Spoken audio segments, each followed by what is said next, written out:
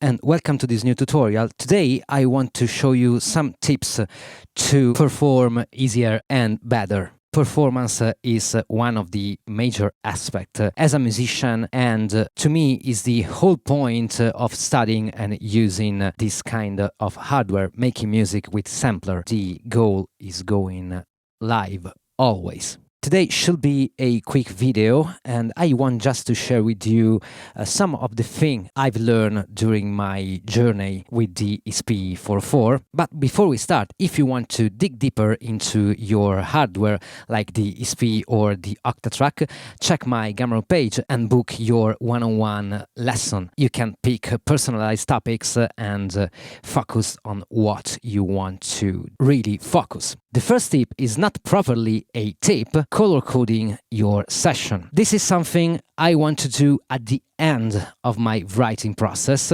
So this is why I have here other sessions that are white. I have colored this one as an example for you. I have my loops and sample here. Starting from the first row, I have always on the pad 13 my kick. The kick is always here. And going further, I have colored in yellow all the hi-hats, cymbals, stuff like that. In orange, I have percussion or different kinds of top loops. They can be also toms, everything that is a top loop but is not a hat or a ride or a cymbal. I have here two similar but different bass loops, and they are purple. Here, a melodic. This is green, and in white I have my one-shots. They could be risers, effects, vocals, everything I want to launch at my needs during the live set. It's also important to notice that my main beat, it's always on the first row. This helps me to be consistent, and this is my main beat. Again, the kick is always here.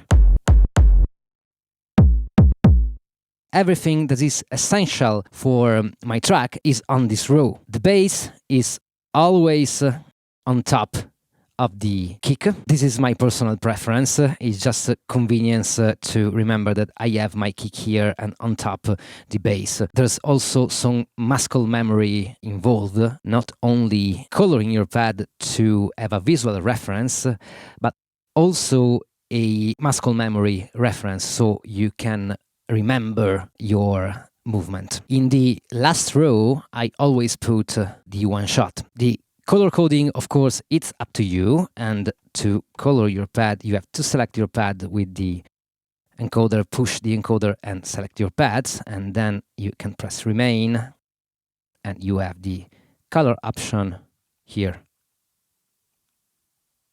You can do this for all your project, so at the glance, you can recognize your session without worrying too much if they are not exactly and strictly in the same place across your whole section, because sometimes this isn't possible, except for some key element and fixed element. For instance, I usually perform with the bass line, so I didn't have a bass sample or loop in every of my tracks. Maybe this can be, yeah, in this case it's something different. It really depends on your session, and this is up to you, but it's crucial that you have a cohesive workflow across all your tracks of the same session. This is convenient when you go live, because you don't have to remember that much your set. It's a good and, in a way, safer way to perform. Another important thing is the bass settings.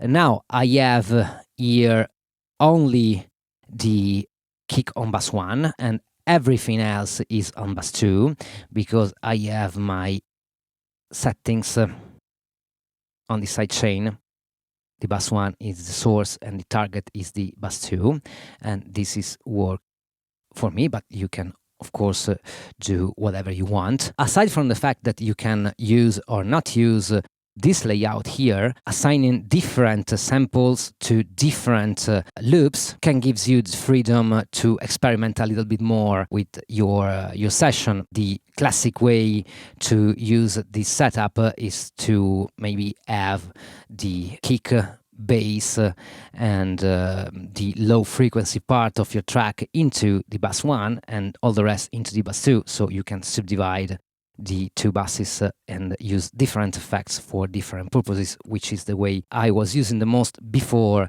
sidechain. Now I prefer to use sidechain when it comes to use the SP alone. Stay organized with your session and will be a lot easier to perform across all your set, even if we are speaking of bigger sets with all the banks filled up. The second crucial point of performing is, of course, effects. They are useful in different situations, and the main situation is, of course, the transitions. We can do a lot of different kind of transitions. The most effective one, and also I think the most used one, at least by me, it's simply using the filter and delay to make your transition in conjunction with some one-shot sample. We have a lot of possibility more. For instance, we can use the DJ looper. This is good for fast transition. Maybe you want to introduce one element, so this is cool. Let me show you. Let's say we want to introduce this synth here.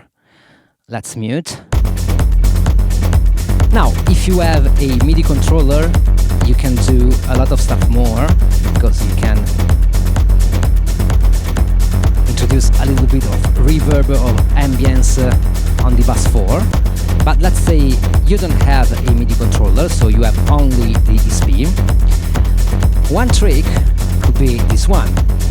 You can activate the J-looper,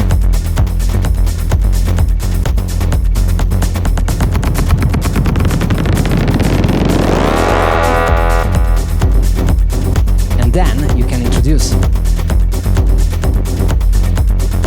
So it's a little bit different. This is good for fast transition. You want to introduce some element, and this is very cool. But again, we have a lot of stuff to work with. Speaking of transitions, I talked about the classic transition.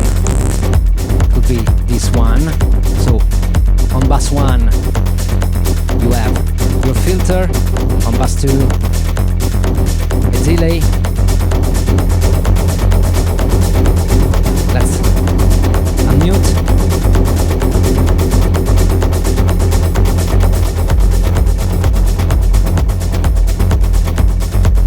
And then you can back up your delay. This is a very classic transition. Another cool stuff you can do with the effect is use the temporary mode. Let's say we want to, I don't know, use the reverb, and let's use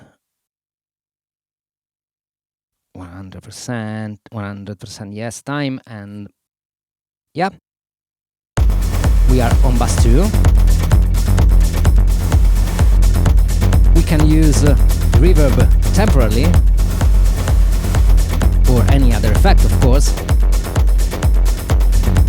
by pushing the encoder. And we can also introduce different kinds of effects, choosing here directly. This is a very convenient and fast way to introduce little details here and there to move a little bit more your tracks. All that alongside with our muting capabilities, which is a powerful performance tool.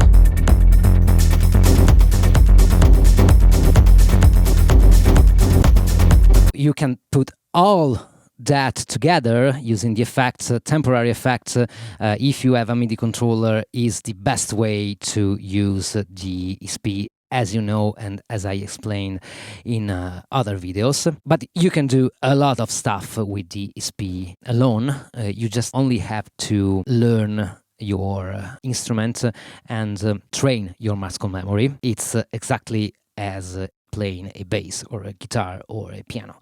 Is the same stuff. The third tip I want to show you is using the gate as a performance tool. Let me explain. I have this little very raw session is at its beginning, so I didn't add any kind of effect. This is only the first writing of the session. And we have these two, ride and hat. Check this.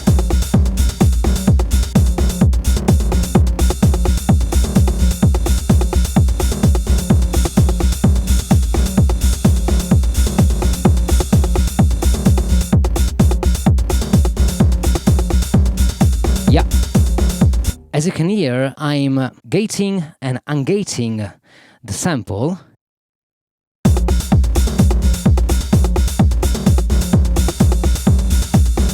So on the sequencer, it reacts differently. This is a performance tool because we can use just to inject a little bit more variety. Let's say we have this hat very closed.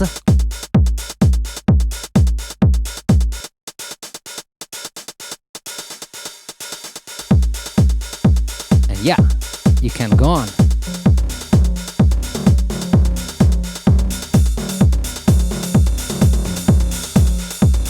Basically, we can create variation by using the gate function. This is really easy, but it's very effective. You have only to use a longer sample in order to have this kind of cutting and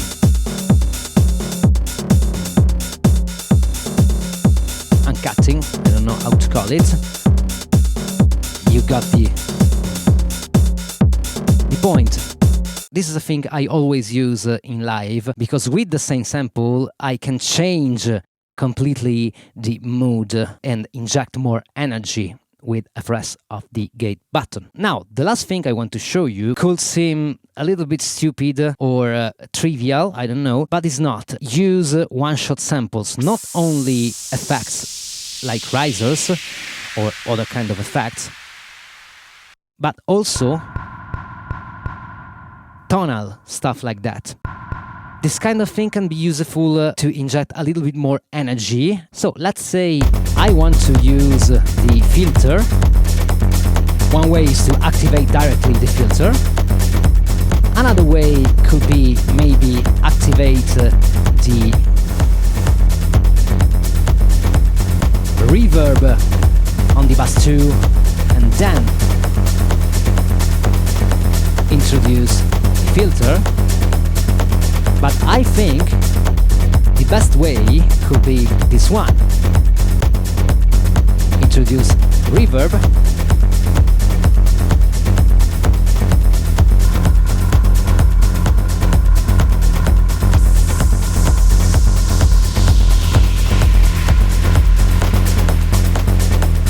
And then you can filter out your kick.